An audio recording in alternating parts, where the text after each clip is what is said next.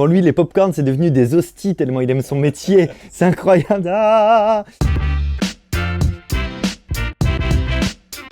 Bonjour, je m'appelle Fabien Olicard, je suis humoriste sur scène qui fait du mentalisme et je fais aussi du mentalisme dans mes vidéos et dans mes livres et du coup en fait je fais pas mal de mentalisme, beaucoup.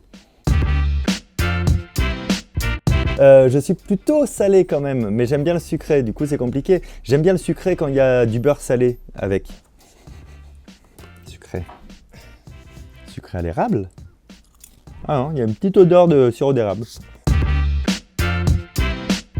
The Mentalist, hein. En vrai, The Mentalist n'est pas vraisemblable du tout. Le mec, à un moment donné, je me souviens d'un épisode que j'ai vu et il veut hypnotiser une meuf, une ado quoi, qui est en tôle pour l'interroger. Il va se poser devant elle, tu vois, il l'a jamais eu. Il fait écoutez, regardez-moi bien. Vous êtes très concentré, vous avez envie de me dire la vérité. Dites-moi la vérité. Elle dit la vérité. Tu fais wow, ça va, tu vois. Non, c'est pour moi, il est trop puissant, quoi. Tu vois, il a limite des pouvoirs en fait, quoi. Non, pas crédible. Bah, sûrement Lie to Me.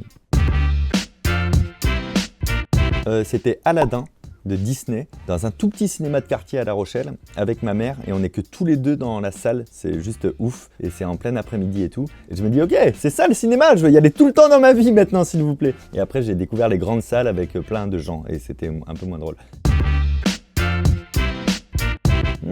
C'est compliqué ça quand même, hein, mais ça reste Inception de Nolan, sûrement en numéro 1. En numéro 2, ça va être Au-delà de nos rêves, mais pour d'autres raisons, parce que aussi je l'ai vu il y a longtemps, etc., qui a un côté Madeleine de Proust et tout. Mais Inception, je peux le voir en continu, en boucle. C'est-à-dire que la semaine dernière là, de ce tournage, il est passé 2 fois à la télévision, sur 2 chaînes différentes. Je tombais par hasard dessus 2 fois, je l'ai regardé 2 fois, de nouveau. Je me lasse pas de ce film.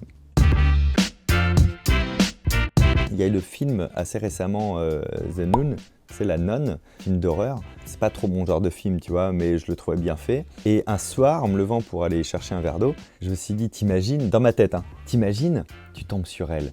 Et en fait, j'ai beaucoup de mal à aller chercher le verre d'eau, beaucoup de mal et assez régulièrement, quand je repense à elle, je me dis, ah ouais, en fait, ça m'a laissé une trace, ça a vraiment bien marché. Inspecteur Gadget.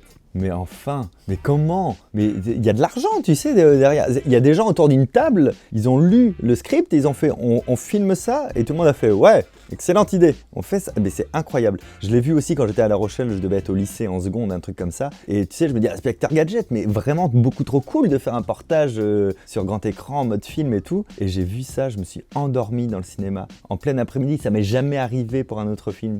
Je me suis endormi tellement c'était nul. Le plus gros navet que j'ai vu, c'est ça. Voilà qui fait de moi une espèce de capitaine Crochet à tantinet high-tech, tout à fait diabolique. J'ai pas honte, mais ouais, Supernatural. Mais moi, je suis fan depuis la première saison. Et puis au début, quand j'en parlais, on me disait, mais ça, c'est teenage. Je te arrête, non, pas du tout quand même. Et puis en fait, si, c'est Buffy, c'est Charmed, c'est tout ça réuni, quoi, tu vois. Je suis fan absolu de cette série. J'adore. Le Prestige. Le Prestige, c'est sans conteste le meilleur film sur la magie. Déjà parce que le scénario est cool, ils jouent comme des dieux, la réal elle est géniale aussi. Mais en plus, tout ce qui est lié à la magie, à l'histoire de la magie, je suis assez intéressé par l'histoire de la magie. L'histoire du 19e, elle est très intéressante. Et c'est réel, il n'y a pas trop de fantasmes derrière ça. Je veux dire, le seul fantasme, c'est à la limite quand il arrive à se détacher les menottes, bon...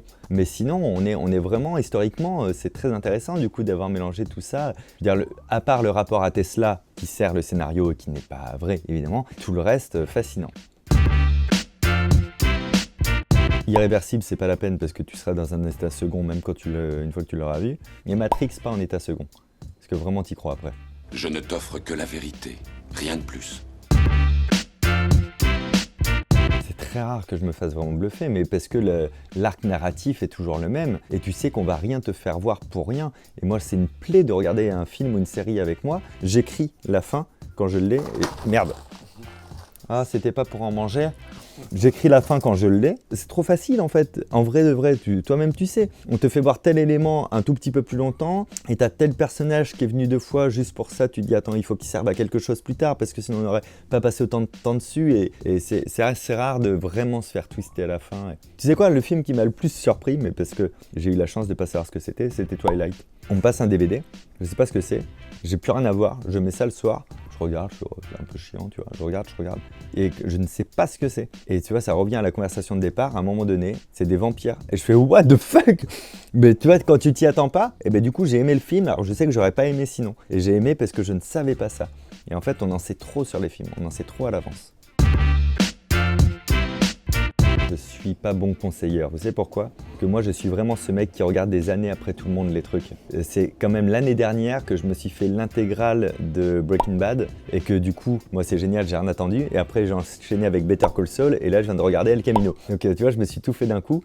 Mais moi, j'ai découvert ça l'année dernière. Donc, quand je vous dis j'ai découvert, moi, je vais vous recommander des trucs que vous connaissez déjà. I am not in danger, Skyler. I am the danger.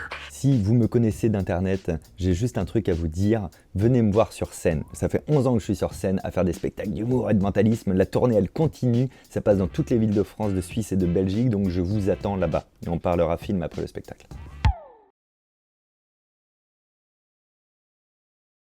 Marty, remonte dans la DeLorean. Tes parents ne se sont pas rencontrés.